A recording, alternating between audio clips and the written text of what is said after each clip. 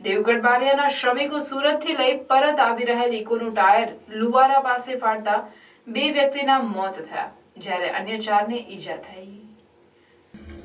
દાહોદના દેવગઢ બારિયા તાલુકામાં આવેલ શિંગોટ ગામે રહેતા રાજુ બુધા બારિયા સેન્ટિંગનું કામ કરે છે. તેમનો ભાઈ વિનોદ પણ તેમની સાથે કામ કરે છે. તેઓએ સુરત પાસેના સણિયા હેમત ગામે એક મકાનનું કામ રાખ્યું હોય અને તેનો ભાઈ વિનોદ ઉપરાંત તેમના ગામના અરવિંદ શંકર બારિયા, હિમંત સોમા બારિયા ત્યાં કામ કરવા માટે ગયા હતા.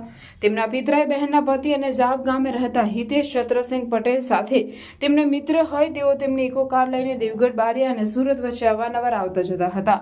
દરમિયાનમાં સુરતમાં ભારે વરસાદ પડવાને કારણે તેમનું કામ બંધ થઈ જતા તેઓ ગામ પરત જવાના હતા. જોકે હિતેશ પટેલે પણ કામ અર્થે સુરત આવેલા હોય તેમણે તેમનો સંપર્ક કરી તેમની ઇકો કારમાં બેસીને પાંચે દેવગઢ બારિયા પરત જવા માટે નીકળ્યા હતા.